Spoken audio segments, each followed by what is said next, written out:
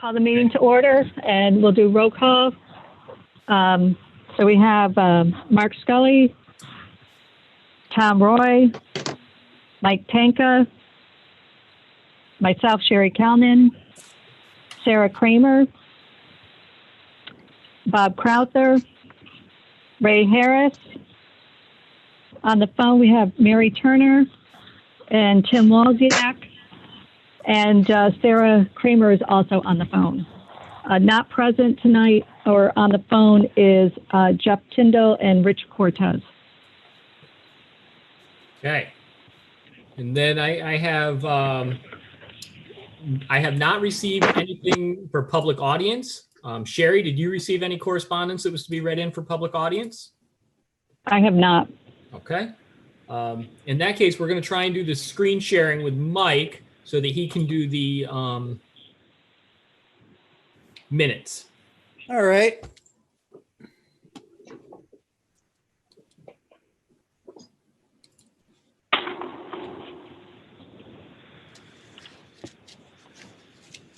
All right. Can everybody see that? Everybody can see that. You want me to read? You would like me to read this, and I'll just go along, okay? Okay. The last meeting was February 19th in 2020. It was a lot colder then. Call to order then was at 6:10, which is close to where we were this week. Present was Sherry Kalnin, Sarah Kramer, Ray Harris, Bob Crowther, Mark Scully, Mike Tanka, absent Jeff Tyndall, Mary Turner, Rich Cordes, Tom Roy, and Tim Walziak. There was no public audience. The approval of the November 20th, 2019 meeting minutes was made by a motion by Sarah Kramer. The motion was seconded by Bob Crowther and was passed by a voice vote. And announcements. Some of the announcements were Sustainable CT is looking to hire a summer intern, a paid position. The community match fund is available to supplement qualifying money on a one-to-one basis. Perhaps the Fill It project with Mary and the Pollinator Pathway project with Tom Taberski could qualify. Sherry Kalnin handed out relevant sustainable CT documents, which include the Green Bank solar map, gave it to Ray. Streamlining solar permitting, gave it to Ray. Mark Scully said that Simsbury may already be streamlined as they desired to be. Food waste information was given to Mary, or would be given to Mary. Smart commuting was passed out. Economic development was given to Bob.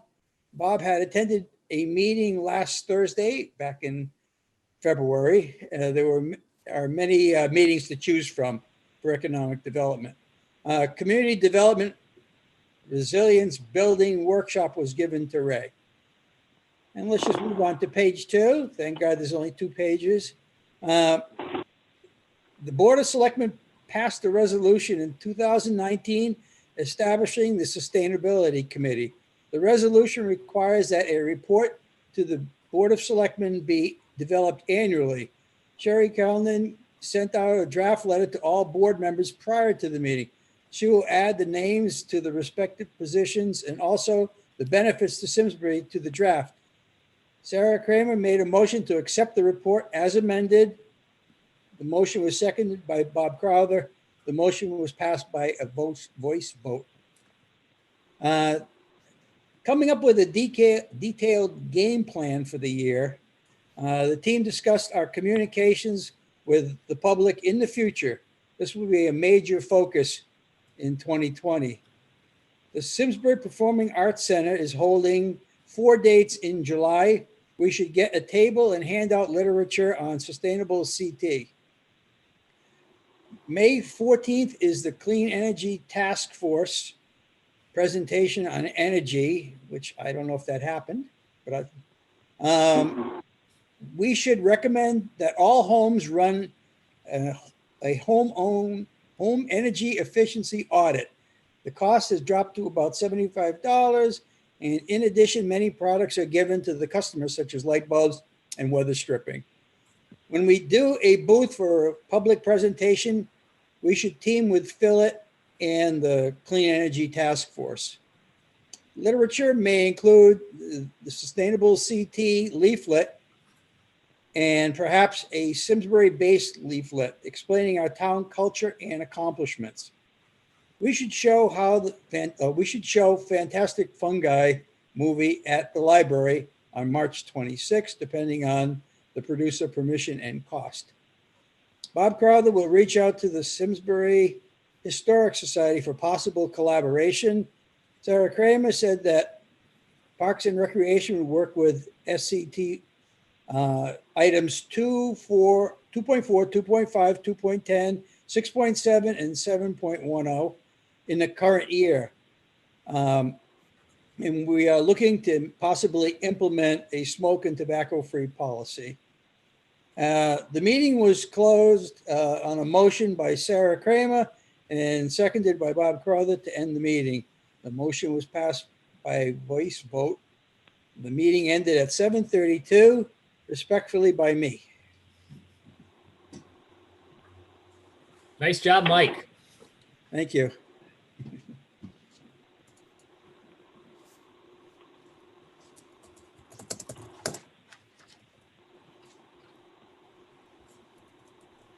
Okay, I guess the question, does anybody have any questions on the minutes for Mike? No. Nope.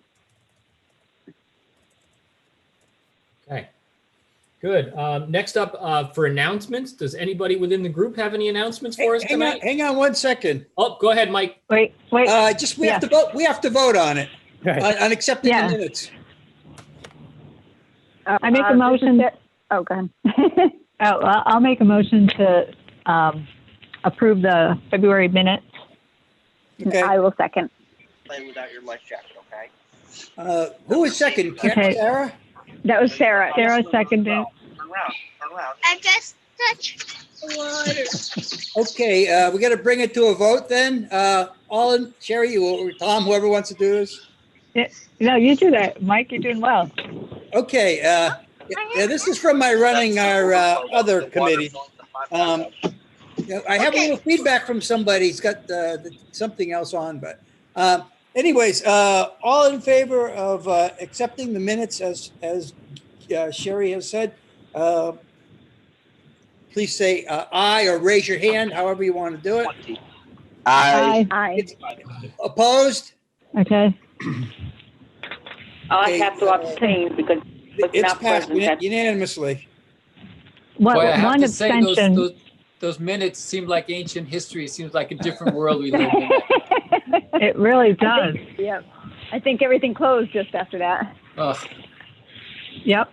And there was one, So just Mike, make a note that Mary abstained from the Yep. vote because she was not here at that meeting. right. Okay, thank you.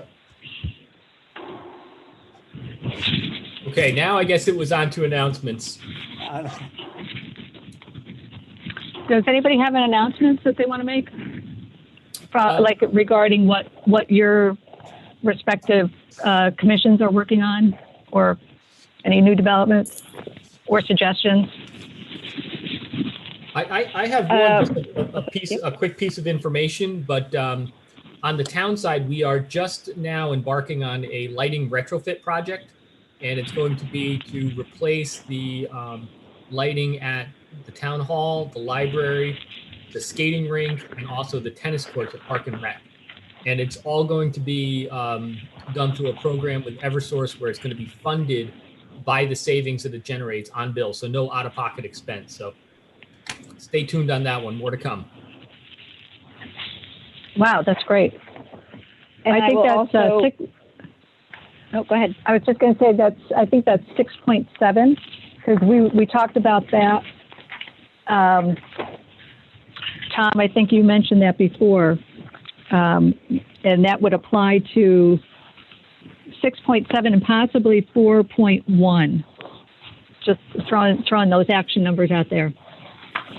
Yep. I think also on that, I know the park. I think the parking lot and the driveway up to Simsbury Farms. I think we're getting close. Tom, correct me if you have different information, but I think from Tom Tversky informed us at our last meeting that we're getting close on being able to install the energy efficient streetlights up the driveway there as well. Yeah, exactly right. Slightly different. That's a different funding source, but it's Different- also the same different thing. It's going to program. save a ton of energy. Exactly. So we should be able to count, I don't know if we'll be able to count them both separately or whatever, but one or the other may be able to be counted. And maybe we can count one in one bucket for one task and the other for another. And additionally, since I'm on, just wanted to let you all know that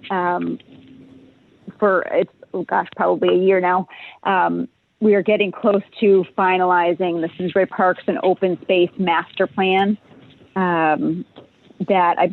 have a draft meeting to make some reviews and have it reviewed from Weston and Sampson are coming this week for, I think, the Open Space Committee and Parks and Rec to review it before they make their final propose the final draft to the Board of Selectmen, which I think is scheduled in September. I'm not positive of the date. Tom, you actually might have a better date there also if you do chime in. But so that is actually getting close, and hopefully we'll be able to adopt that for next year. Now, will that be part of the POCD, the Open Space Master Plan, or is it going to be? Is that a separate report? It is a separate document at this point. Okay. I'm not sure. I don't know if they'll incorporate it in the next version of the POCD or not, but this is its own separate document. Okay.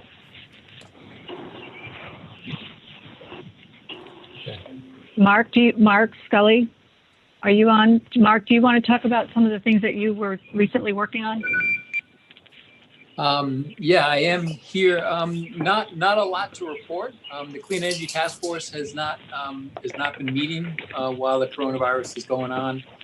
We have been pursuing the idea of bringing an electric school bus to town. There is a Volkswagen settlement fund that will grant some money. This is the third round of funding. This is the Dieselgate where they cheated, and then there was a large settlement, and something like $50 million went to Connecticut, and that's being granted now. There's a third round coming up, but the Board of Ed has decided not to pursue this grant at this time. But we did get a lot of good information about it, so I think we're ready to maybe pursue that in the future. Other than that, there was a brief discussion for a while of the shared clean energy facility bill that basically shared solar that would allow us to put potentially a larger solar array. Well, by large, maybe like one megawatt on the landfill, for example, or somewhere else, and then different people can subscribe, sort of participate and share in that. So that we had applied to that when it was a pilot a few years ago, and our project did not get accepted. There is another opportunity to submit. It's now a larger program. So that's something we'd like to pursue down the road. We were hoping to maybe take our old proposal and dust it off and submit it, but too much water has flowed over the dam, so we'll need to put that out to a competitive bid if we do that. But that would be another really interesting project, because we really had it ready. We had it shovel ready, and then we just didn't get into the pilot. So if we can get into that program going forward. So I think once the Clean Energy Task Force gets going again, there's a lot of good things that we can pick up. Do you want to mention the Sustainable States project that you're working on? The survey that we filled out. Yeah, there's the American Council on an Energy Efficient Economy, the ACEEE. They've done surveys of a town's clean energy and efficiency activities. It's got things like, what are your targets for greenhouse gas reduction? What type of initiatives have you carried out? And they had done this for large cities, something like 13 large cities, and then you can benchmark and compare yourself from one city to the other on all these activities. They then came up with a pilot to basically do the same type of a survey and a benchmarking exercise for smaller towns. So we got into that. We did fill out the survey with help from Sherry and Tom, and we haven't gotten it back. And I think there will be a round coming up where we can essentially learn about. I think there were 6 towns in Connecticut that, or 6 towns in the country, I think, actually in the pilot. So we can maybe compare ourselves to see on some of the activities, some of the initiatives that we carried out. How do we compare to other towns? So that's about all on that.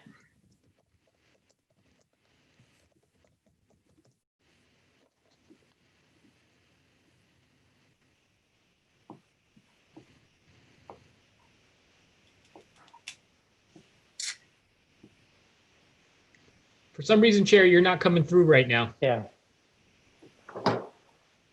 Bob, do you want to talk about the Economic Development Commission? Anything happening there? Yeah, we've, like many commissions in town, we were kind of put on a hiatus for many, many months. We started reconvening back in the May timeframe. We've met May and June. Most of our meetings have been to gather updates on how the various businesses in town have been doing relative to being able to apply and receive federal funding through the payroll protection program, the various small business loans that have been issued by the federal government. And I would say that a lot of work has been done by the Main Street Partnership that Sarah Nielsen leads, and Chamber of Commerce that Morgan Hilliard leads, to work very closely with the businesses to make sure that they will be able to get their applications in, get their applications approved, resolve any issues or questions that they may have or challenges in getting those applications approved. I'm working very closely both with John Hampton and Kevin Wilkos from our state representatives, and happy to report that those who have applied for loans or various programs have received the funding that they need. I think in general, the small businesses in town are getting by. They're doing okay, given everything that they've been under, including all of our restaurants. So that's all good news, and it just speaks to the quality of the town of Simsbury that the local community, recognizing what needed to be done, has stepped up and reached out to our restaurants and done an awful lot of in-home takeout and making sure we shop here in town and doing whatever we need to.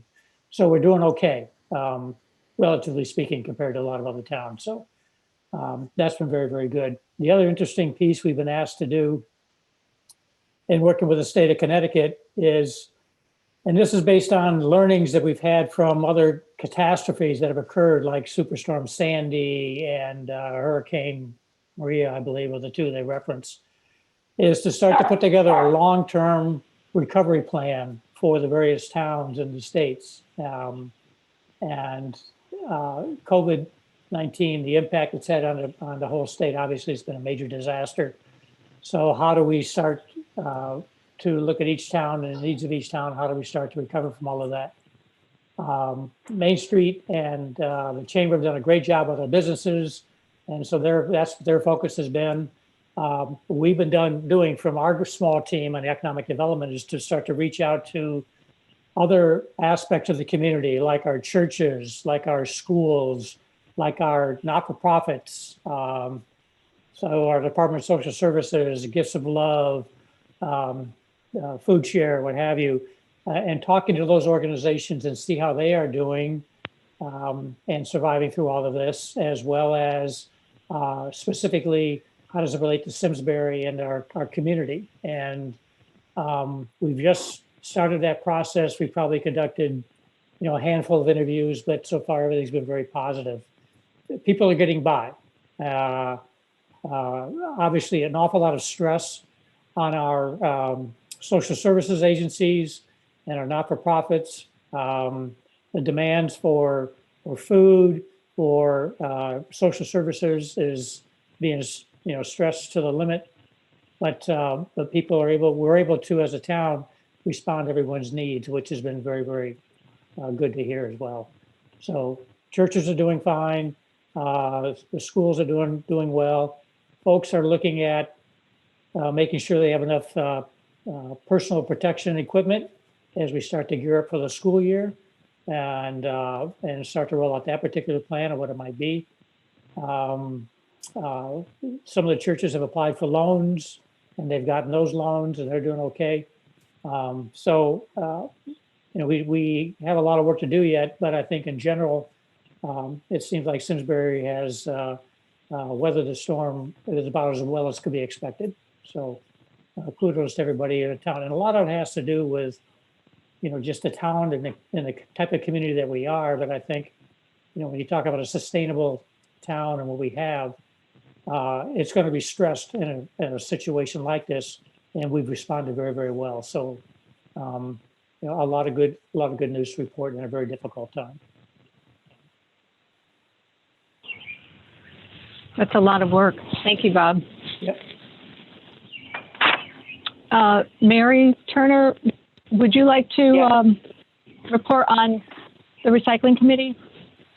Unfortunately, our last meeting was in February, and since then we've not been able to meet. But the only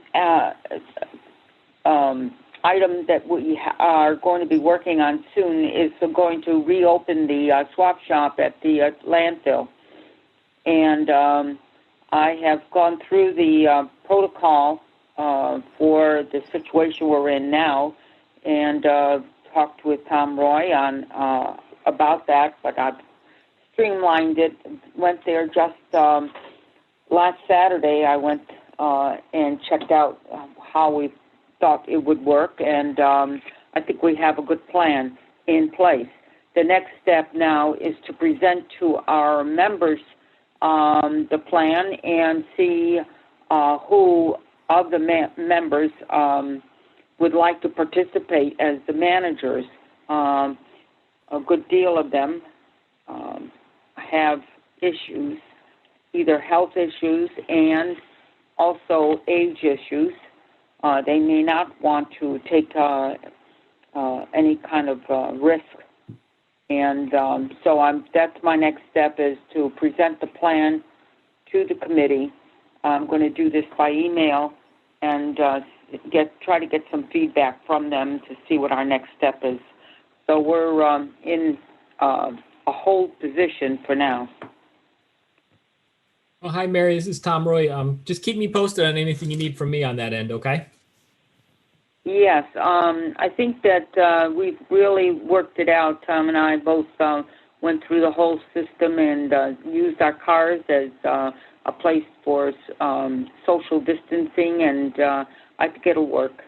But again, 80% of our members are of either that age risk or and as well as health issues. So we have to be very, conscious of all of that. But I will keep you posted. Perfect. As a matter of fact, I will, when I send out this email, I will CC you, Tom, in this email. Okay, great. Hey, Mary, just real quick, is there an age requirement to work the swap shop at the dump? Well, it has to be, you can have a teenager, but the teenager will have to have an adult. So Okay, just checking. I know at the middle school we look a lot at kids doing volunteer work. Yeah. So just checking. We have done that in the past, but we've always required to have an adult with them. So otherwise, and of course all of the rules and regs are all well situated. It's just right now, it's the plan for the protocol for the COVID issue has to be in place as well. But yeah, I agree. Thank you. Encourage students to participate. Thank you. Mm-hmm. Mary, is there anything as far as anything new on the Phillip program? Well, there again, that stalled because of the COVID. I have mixed feelings on. I do know that 2 locations have pulled their stickers off. So I have to still talk with them because I noticed that when I was going around this past couple of weeks. So my concern is that people don't want to handle someone else's water bottle. Right. So right. That makes sense. Right. And oh yes, absolutely. And the only other thing I could think of is again the walk, the path, the green path. You know, looking for a special faucet for that. Again, are people going to actually touch these things because of the situation? So that's sort of like I said, I, in good conscience, can't ask an establishment to follow through on this. So it's sort of on hold as well. Right. Understandably. Yeah. And once school gets back in, then we have this next 2 years for a plan to apply again. My hope is once school gets back into session and we see how things go, I'm hoping to contact the school, the Board of Education, not the board, but the school system, to implement composting. But that's down the road. Okay. We have to make sure it all goes smoothly. Right. Exactly. That sounds great. Thank you for the report and the update. Yep. Okay. You're welcome. Tim, do you have anything you wanted to report? Are you there?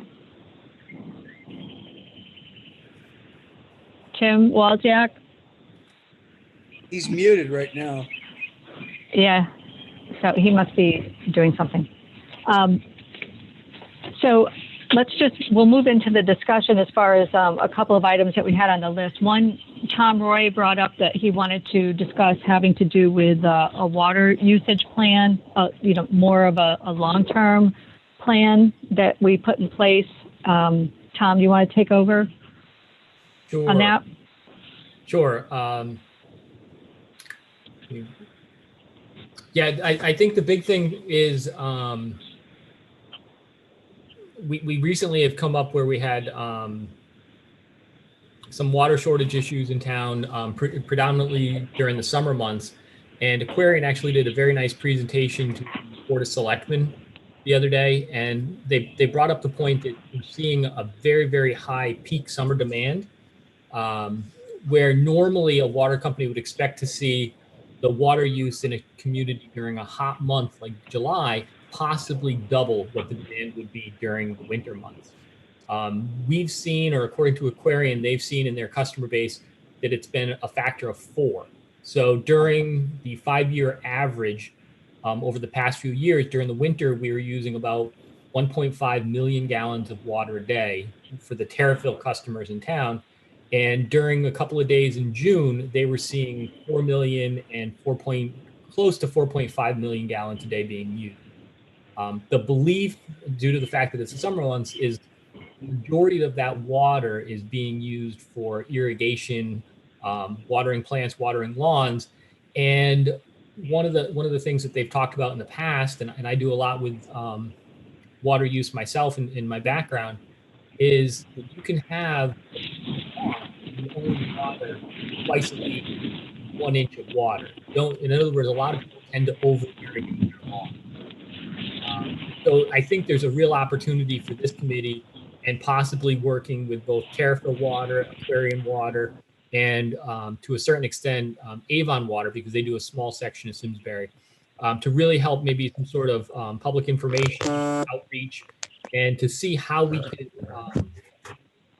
bring our numbers back down into something that's a little bit more reasonable. There was some talk about, could they increase the size of their pumps to help meet this demand? But I think when you look at it from a sustainability standpoint, the question is, can we use our resources better rather than just extract more. And I think maybe Mike would be a great person to kind of talk from the Terriffill end of things with his involvement with Terriffill water.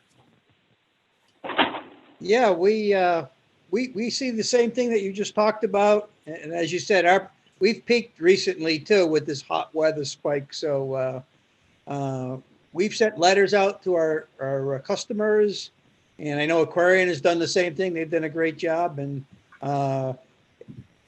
it's very participatory right now in terms of how people want to react. I think there's a lot of teaching that can be done though, as to what's acceptable and what's not acceptable. What do you need to do to keep your lawn alive? That kind of a thing, which I didn't know until just recently myself, and I've been on the commission for a long time. So that's the kind of stuff maybe we could help people and educate them on. Well, I can add to that. The Farmington River Watershed Association could actually help us with that as well. I mean, there's a number of actions in Action 2 that they can work with us on. One of them specifically had to do with educating the public. I mean, they're already involved with that, but they're an entity that covers a broad area. But if we wanted to tap into their resources, they have a lot to offer to help us with something like this and with educating the public. I think there's also maybe, is there an opportunity here with gray water? Like, are we utilizing infrastructure to collect runoff water that we could reuse in town? I think to Tom, that, do you know of anything? Yeah. The only thing that I know of in terms of gray water is very limited. It's actually at the WPCA, where the WPCA just recently put in a new plant water system, they call it, and because they use so much water down there, and they have a big need for non-potable water for rinsing off their tanks and things. So they actually use the water that they've cleaned up, the wastewater that they've cleaned up, they actually draw it off of their discharge pipe and reuse it within the plant. It's labeled in case you visit the facility what's potable and non-potable. But it's a great example of how it can be used. I think the practical basis for most residents is whether or not rain barrels and whether or not there are some programs where communities have purchased rain barrels in bulk and then sold them to residents at cost so that they become more available. I think that's a real great opportunity. And this, again, was a great summer to demonstrate. When we had long periods with nothing, then we get that thunderstorm, long periods of nothing again. So the rain barrels will fill up during the thunderstorms, and then you can meter that water out for your lawn over the next several days. Does the town use rain barrels for any type of watering? None of the watering that I'm responsible for is done with rain barrels right now. On the primary town buildings, if you think of the buildings in the center of town, those are the ones that fall under Public Works. Those have been for about the last 10 years. We've been doing a green or a natural landscaping. So we do not ever water more than 1 inch a week. And we use organic fertilizers. And so sometimes we don't have the best lawn, but it's a lawn that's being taken care of with minimal cost to the taxpayer, but it's also being done, we think, in an environmentally responsible way. I know out at the farms, a lot of their irrigation for the golf course is actually done through the ponds out there. So there's a certain amount of recycling. If you can imagine, the water that they use to water the fairways makes its way back to that pond through groundwater, or at least a small percentage does. So it sounds like there's already some good programs in place, but it's to explore to see what we can continue to do and maybe expand that further. Yeah. I mean, is there a goal, any kind of goal? Is there a, let's say for summer usage that the town has in mind that they would like to try to achieve at some point in reduction? I think where it's interesting is whether or not this committee would want to recommend doing a little bit more investigation and making a recommendation Okay. in terms of what we think would be an appropriate goal. Right now, I think the town's been doing a really good job with working with our 3 water companies in town, and trying to be a good partner. We're one of only 2 communities in the state that have water shortage ordinances. And oddly, that went into effect about 3 years ago, where we have measures of when we start seeing a water shortage of what the town can do, that in cooperation with our water suppliers. Okay. All right. Anybody else want to say anything on that? The next item I have is student involvement. We've had a couple of students contact us that want to get involved, and there's the option of setting up clubs at the school, the individual schools. One student is from Westminster, the other one is from the Simsbury High School, and then there was another thought was to help them to create a collaborative town committee that's comprised of students from the various schools within town. Because I think that the Simsbury High School and the Westminster High School have some type of earth-friendly or environmentally conscious type of organization or club set up.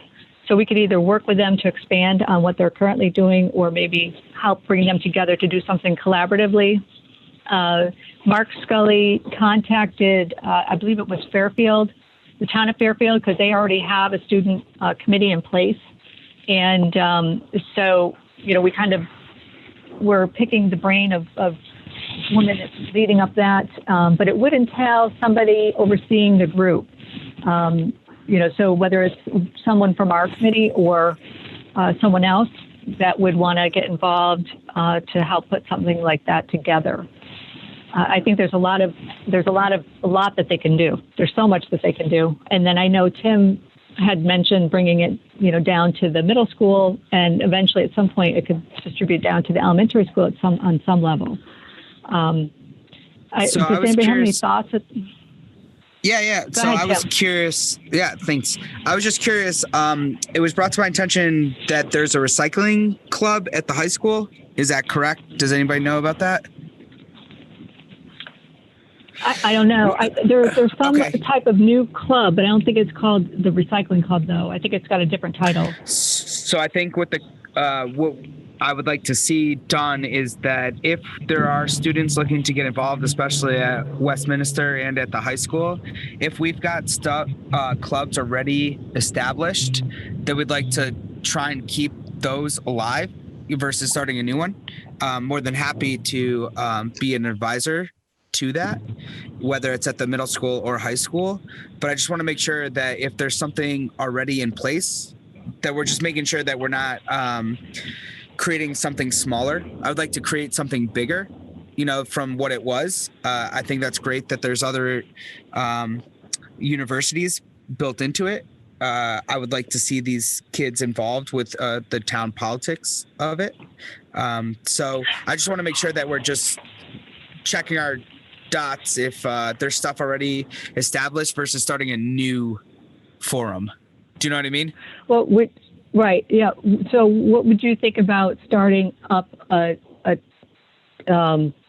town student committee where you're bringing in students from the various schools in town? Because it's not just Simsbury Public School. There's also Westminster. There's Master School, St. Mary's. So that's another way of looking at it. Yeah. Probably at the Walker as well. I'm more than happy to be a liaison for that. If you want to give me the contacts to those schools, I can reach out to them.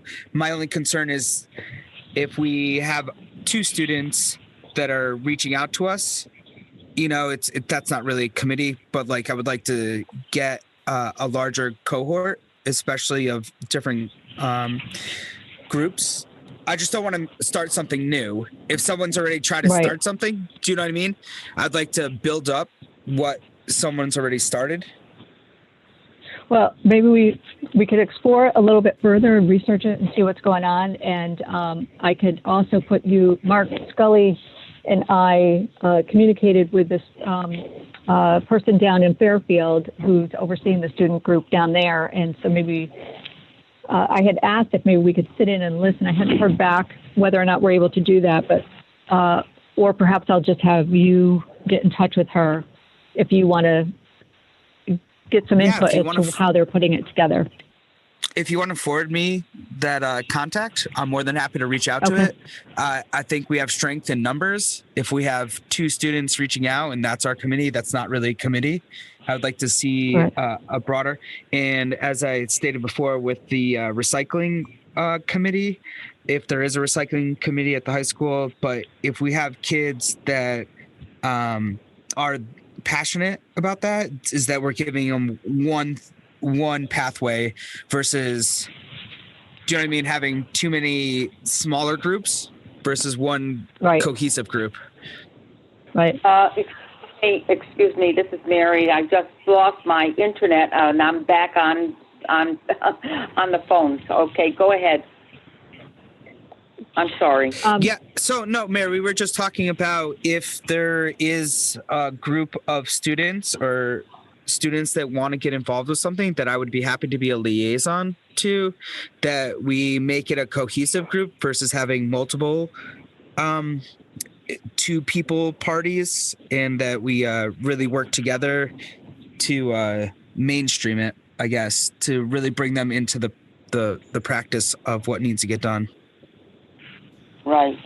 Yeah, because there is a recycling club as well, and again, the Board of Education has a goal set up for just this purpose. Yeah, so I mean, I know just at Westminster, the person that had I had in mind that reached out and did say Westminster has a very active environmental kind of club going. So they're not reaching out looking for something to do. They have a committee, but they're, I think anytime, sure would be great. I'm sure, like I said, I'm sure Ethel Walker has a committee. I'm sure there's something probably at the high school that it might be something, like you said, to bring in, one of those representatives, however often they might meet, whether it was once a month or once a quarter, if they could come in and meet. And even if we had whether it's us that has a project or a project that they collaboratively might want to work on together in Simsbury, not necessarily giving them things to go back and do at their own schools, but other, whether it's Mary's Fill-It program, if we needed something like that, you could say, hey, you know what, we're trying to do this, from your schools, what could you guys do to help? And then you could get their clubs to all come in and help and maybe kind of come together on some kind of initiative. That's how, in my mind, I think it could work. I don't know what they do in Fairfield, but, I think I see it more as not developing a committee to go out and do things, but bringing the committees that exist together, which I think, Tim, might be what you're kind of saying too. Mm-hmm. That's what I was thinking too. Yes. Yeah. There is the group at the high school is called Earth's Advocates. Okay. It's about fundraising, environmental causes, volunteering for coastal and local cleanups. That's the description on the website. So it sounds like there is some type of club there, but I think that bringing them all together, maybe each one of the clubs at each of the schools send a representative for like a collective town student committee that, Tim, you oversee. Did we leave? I think we lost him. No, Gary, that's what you're thinking. There you are. No, I'm here, okay. and I agree. And I think it'd be awesome, it's really tough to get student engagement, especially in clubs. So if we have multiple schools brought together, I think it would work best for us, especially if we're shooting for our 2022, I believe is the next time we're up, right? Or along those goals for Simsbury. That's the next one up. But, one of the things we did talk at a previous meeting was Earth Day 21. And that could be something that we could bring the student involvement into helping us with, if we wanted to really do something. Obviously, at this point, things are still up in the air, and who knows where we'll be next year. Hopefully not in the same place as far as the virus goes. But, if we wanted to do any kind of event as far as an Earth Day, then I think the student group would be perfect to tap into for that. What do you think of that? Yeah. I think it's I great. agree. And like I said, if you want to share my contact, please do, or you can forward me the contact and I can reach out to them to create that just that central network for them. Because to be honest, I think a lot of our school in district do great work, and I think if they could streamline it, we could do even better. Versus just doing small pieces here and there. If we could have a cohesive message and all be on the same page, I think it would be astounding for our town. Okay, perfect. Mark, did you want to add to that? Because I know you were communicating with, Nancy down in Fairfield?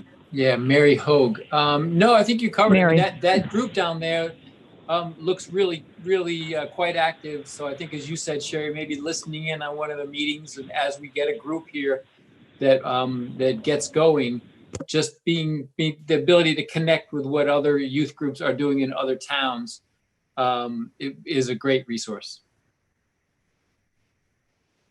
Okay, great. All right, Tim, I'll send you the information that I have. Thank you. And I'll reach out to try and figure out the recycling committee at the high school too. Okay. Okay, Yep, go ahead. no, I'm somebody just wanna say saying that, something? so in the past, we did work with the recycling committee on Earth Day. Usually we focused on something in the past. So I think that if you bring in those other clubs, and, Tim, thank you for stepping it up and doing this. Yeah, it would be great. I think that would be a nice way to involve them, the students. Yep. Yes. The other item up is a Facebook page. I know we've talked about it before. Does anybody have experience putting together text for a Facebook page that wants to do it? Take it on? What do you mean by volunteers? putting together text? I Well, mean, like, Tom, I can. Tom, I think you were saying to send the info. Did you want us to send the information to you as far as putting something together for a Facebook page? Like, we need to send it to you? I'm not the best at Facebook. But Okay. No, so I mean, can do what would be the I can do process social of- media. the only thing we have to just be aware of is I know there's a town policy on social media, and we just have to make sure that we just anybody who's running the page should just be familiar with it. And most of the stuff I would say is common sense. It's it should be messaging that's directly to do with our committee and so on and so forth. Okay. Like, to go back to Mike's watering and Tom's watering, like that's a perfect just pitch to the public that could be easily Message. sold. Yeah. Right. Well, Tim, if I can collaborate with you on that, then the two of us can work on putting something together. I mean, it's not a whole lot. It's just taking the time to sit down and put it together. Yeah, we can tap into this. Go ahead, Mary. No, my only concern is because from my experience, and I don't use my own, personally, I don't like to use Facebook at all, but I've been involved with an organization that did have a Facebook page, and it was abused to the point where we had to shut it down. So that's the extent of my experience. So we'll make sure, like, if we keep it very concrete, it's very simple things. Like, I don't think anybody can disagree with the message of water conservation and just having to know the information, what it means to water your lawn, like how much. To me, like, honestly, I don't know how long I have to run my sprinkler to make sure my garden's watered. If there was that information, if it was 10 minutes, great, I got that. Well, the page can be set up where you have to approve the comments. You know what I mean? Like, if it's not an appropriate comment, that you can manage that. the point is finding somebody. I'm not sure if the town of Simsbury has the IT department to monitor this, if they're able to take care of that. Well, with a post, it comes automatically to my phone, so I know instantly. And if it's where we have it set up that posts aren't allowed through until it's approved, then that's an easy thing to do. So it would keep it non-political. It would be strictly informational, and we could totally monitor that. Okay, that sounds good. I'm glad, because my past experience has not been the best. So that sounds good. Yeah, nope. This is going to be strictly informational, and I think Tom can help out with like the messages we want to get across, especially from the town point of view and from each committee point of view. I think it'd be great. The only other one that would be an interesting way, if you wanted to kind of, I guess, walk before we run, is if it's that we have messages that we'd like to put up on the town Facebook page. If you send them to me, or if we send the content to me, I can ask our town Facebook page administrators to put them up. Or similarly, yeah, I agree. Public Works Facebook page. So that may be, we can, again, get started, see how many messages we really have, and whether or not we have enough to really populate our own page. I think that would be a great place to start. Okay.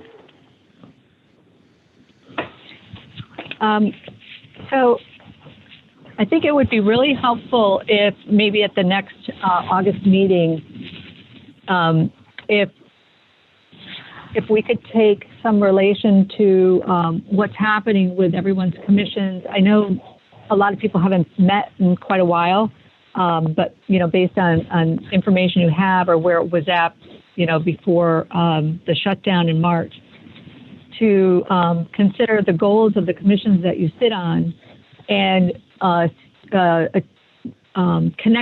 possibly connect them if there is an action that you can connect it to.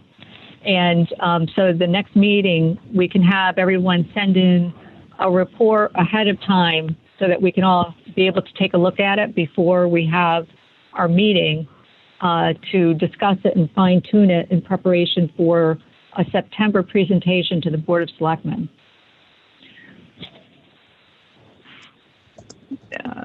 Any questions on that? So our next meeting is going to be August 19th, Wednesday, August 19th at 6 o'clock. And it will be a Zoom video meeting again, like this. But we'll try to, again, send out reports to each other ahead of time so we all have a chance to review and comment at the meeting. Anything else that wants to be discussed? Motion to close? Make a motion to close. I second. Okay, all those in favor? Aye. Raise your hand. Okay, it's motion.